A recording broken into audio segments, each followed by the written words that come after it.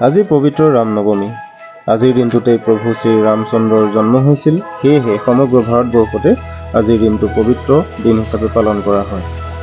এই ৰামনৱমীৰ লগতে সংগতি ৰাখি গোলাঘাট জিলাৰ অন্তৰ্গত তথা উৰিয়ামঘাটৰ 1 নং পিঠাঘাট গাঁৱৰ শ্ৰী শ্ৰী নন্দিকেশ্বৰ মন্দিৰ প্ৰাংগণত বিশ্ব হিন্দু পৰিষদ বজৰং দল গোলাঘাট জিলা সমিতিৰ উদ্যোগত আৰু সৰুপথাৰ প্ৰখণ্ড তথা স্থানীয় ৰাইজৰ সহযোগত শ্ৰী ৰামনৱমী উপলক্ষে সুন্দৰকাণ্ড পাঠ আৰু ধৰ্মালোচনী সভা অনুষ্ঠিত হয়।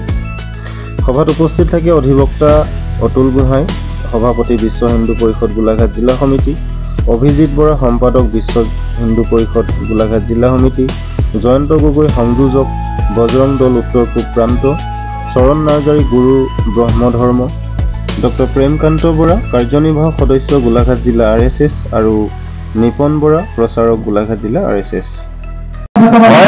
বিশ্ব হিন্দু পৰিষদ বজৰং দলৰ পৰম্পৰা ৰক্ষা কৰি আজি আমি গোলাঘাট জিলা উদ্যোগত আৰু চিলনীজান প্ৰখণ্ডৰ সহযোগত স্থানীয় ৰাইজৰ সহযোগত আমি চিলনীজান অঞ্চলত ৰামোৎসৱ আমি উদযাপন কৰিবলৈ সিদ্ধান্ত লৈছিলোঁ আৰু সেইমৰ্মে আজি স্থানীয় ৰাইজৰ সহযোগত যথেষ্ট ৰাইজৰ সমাগমত আমাৰ জিলা সভাপতি, আমাৰ ৰাষ্ট্ৰীয় স্বয়ংসেৱক সংঘৰ জিলা কাৰ্যবাহ, আমাৰ প্ৰান্তীয় বজৰং দলৰ সংযোজক জয়ন্ত গগৈ সকলোৰে উপস্থিতিত আমি আজি ইয়াত জনসমাগমত উপস্থিত থাকিবলৈ সক্ষম হ'লোঁ আৰু আমাৰ যথেষ্ট ভাল লাগিছে। আৰু মূল কথাটো হ'ল কি, প্ৰভু শ্ৰী ৰামচন্দ্ৰৰ যি মৰ্যাদা, যি তেওঁৰ সংগঠিতভাৱে হিন্দুক মানে আমাৰ সমাজক প্ৰতিষ্ঠিত কৰিবৰ কাৰণে যি চেষ্টা, সেই প্ৰচেষ্টাকে বিশ্ব হিন্দু পৰিষদে সৰুগত কৰি পেলাই হিন্দুৰ সৰ্বাংগীন উন্নতিৰ কাৰণে ঐক্যবদ্ধ হৈ পেলাই থাকিবলৈ আমি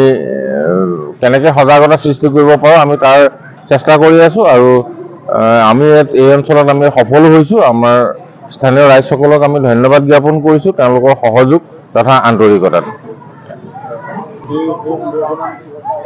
সেইটো আচলতে আমাৰ ইয়াতে আমি লক্ষ্য কৰিছোঁ বা আমাৰ অসমৰ কাৰণে এটা জ্বলন্ত সমস্যা হৈছে, যি আপোনাৰ অবৈধভাৱে দখল কৰি পেলাই যি মাটি বাৰীয়ে হওক, আমাৰ নাৰী ভাতৃ, আমাৰ ভগ্নী, আমাৰ যিখিনি আমাৰ বাই ভনী আছে তেওঁলোকৰ সতীত্ব হৰণ কৰাকে আদি কৰি অপৰাধমূলক যিখিনি কাৰ্যকলাপ দেখি আছোঁ, আমি তাতে যথেষ্ট উদ্বিগ্ন হৈছোঁ আৰু লক্ষ্য কৰিছোঁ যে গোলাঘাট জিলাৰ এই অঞ্চলটো এটা থ্ৰেট হিচাপে পৰিগণিত হৈছে আৰু ইয়াৰ উপশমৰ কাৰণে আমি বিভিন্ন কাৰ্যপন্থা লৈছোঁ। আমি আলোচনা বিলোচনাও কৰিছোঁ। আমি মাননীয় আমাৰ চৰকাৰকো এই বিষয়ে আমি অৱগত কৰিছোঁ, তেওঁলোকৰ লগতো আমি আলোচনাত বহিম ইয়াৰ পৰা কিদৰে এই সমস্যাখিনিৰ পৰা আমি হাত সাৰিব পাৰোঁ। আজি